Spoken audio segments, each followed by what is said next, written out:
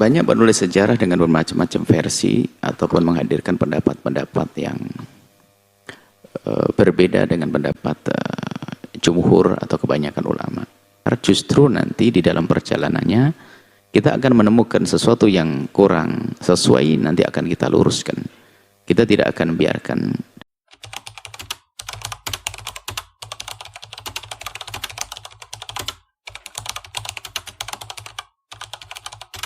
Assalamualaikum warahmatullahi wabarakatuh.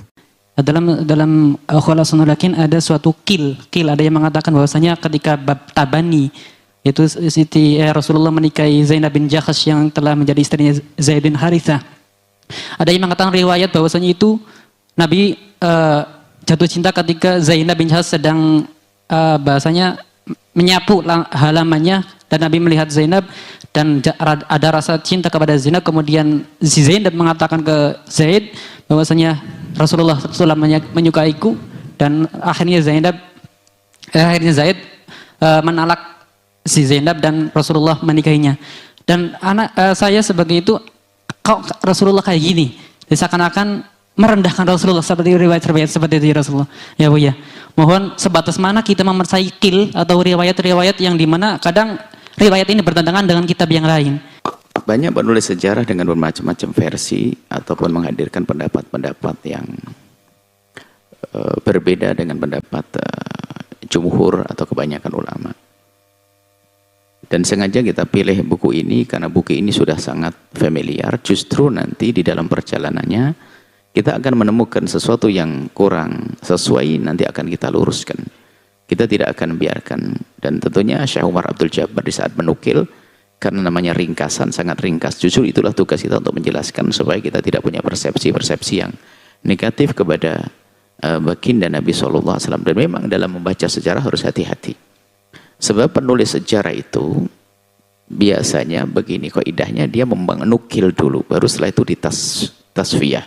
Setelah nukil dikumpulkan, baru nanti dilacak di antara riwayat-riwayat mana. Dan kejujurannya harus menukil semua yang pernah ia dengar. Akan tapi nanti baru benar tidaknya setelah itu. Biasanya seperti itu.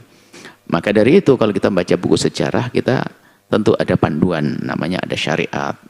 Syariat itu adalah kebenaran yang diambil tentunya oleh para ulama istinjad dari dalil-dalil yang jelas. Kalau sekedar cerita, termasuk nanti kita nemukan bahwasanya di dalam kitab tafsir, bahkan mungkin tafsir yang sangat besar, tafsirnya orang-orang sangat kita percaya, tapi kenapa mendatangkan namanya Israiliyat yang tidak pantas dihadirkan? Maka seorang pembaca tafsir atau guru tafsir menjelaskan bahwasanya seorang penulis tafsir menukil qaul itu selagi ada tanda kejujuran ilmiah, ia nukil. Cuman bukan semua yang dinukil adalah disetujui.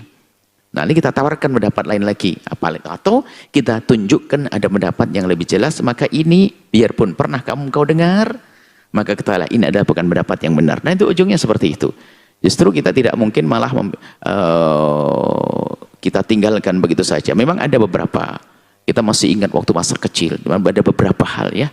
Bukan saja masalah itu, ada hal lain lagi. Termasuk kemarin sudah ada banyak beberapa penulisan nama yang salah, seharusnya ini dirubah. Ya kita luruskan. Dan memang sebetulnya ini dalam rangka pembuatan buku juga. Kita ingin buat satu buku nanti atau buku sejarah yang aromanya lebih aroma kepada aroma pendidikan akidah, pendidikan fikih, dan juga pendidikan tarbiyah yang insya Allah dari yang ditanyakan nanti tentu akan mendapatkan porsi yang banyak di dalam penjelasannya nanti insya Allah. Terima kasih mengingatkan itu. Dan memang kita sudah tahu banyak. Dan banyak beberapa karena pembawa sejarah ya. Tentu ada beberapa celah kadang nukil qaulnya, kejujuran mereka. Sehingga kadang-kadang kita tidak setuju. Dan kadang kita salah juga membaca. Itu bukan pendapatnya, tapi itu nakal qaul. Tapi bagi orang, nah ini orang jahat, itu menisbatkan, disebutkan dalam kitab ini begitu. Padahal disebutkan bukan untuk diambil. Disebutkan dalam kitab Nurul Yakinnya, atau disebutkan dalam kitab misalnya Fikih Sirah Dr. Buti, disebutkan oleh Ibnu Hisham, padahal Ibnu Hisham tidak meyakini, tapi hanya nakal qaul. Terima kasih. Nah, itulah nanti kalau sudah ketemu waktunya semuanya insya Allah akan mendengar bagaimana membaca buku sejarah seperti itu. Kita akan kembalikan kepada 3 asas tadi. Ada asas akidah, ada asas pemahaman fikih, dan asas tarbiyah. Seperti itu. Dan ini kitab yang paling masyhur. di negeri ini. Termasuk karena pengarangnya ini adalah pengarang yang mencoba membuat kemudahan. Termasuk dalam kitab fikihnya, beliau menulis mabadi' fikih tersebar di penjuru Indonesia. Biarpun tidak kita ajarkan, biarpun penjatuhan mabadi' fikih. Dan kalau tidak salah ada yang lain, mungkin yang lain selain mabadi' fikih atau mungkin usul fikih atau apa yang lainnya. Memang beliau ini menulis, mencoba menghadirkan satu buku yang ringan yang dibaca, dan beliau sukses dan berhasil. Harapannya nanti adalah suatu ketika ada anak-anak muda yang mencoba menulis ulang dengan model yang serupa, akan tapi tentunya dengan kecermatan yang lebih tanpa merendahkan buku yang sebelumnya.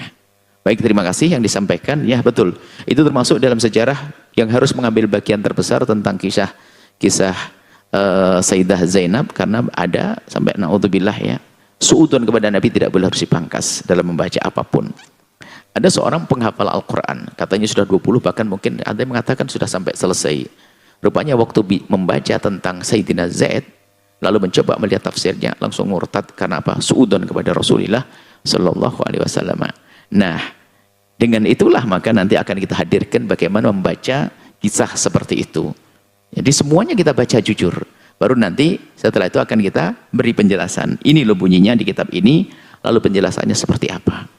Dan kalau himbauan ingin membaca buku sejarah yang modern, yang luas, dan dikumpulkan di dalamnya hikmah fikih, hikmah akidiyah, hikmah tarbawiyah, langsung adalah bukunya Dr. Muhammad Said Ramadan Al-Buti yang namanya Fikih Sirah. Dan itu semula mau dibaca di sini, cuman kami sampaikan nggak akan kebaca, malah nggak akan ketemu judulnya. Maka kita pilih kitab yang ringan, yang sudah familiar. Sepertinya di penjuru Indonesia pun sudah punya kitab ini. Tinggal nanti kalau ada hal-hal yang kurang sesuai, kita hadirkan perkataan ulama tentang pendapat yang benar di dalam hal tersebut.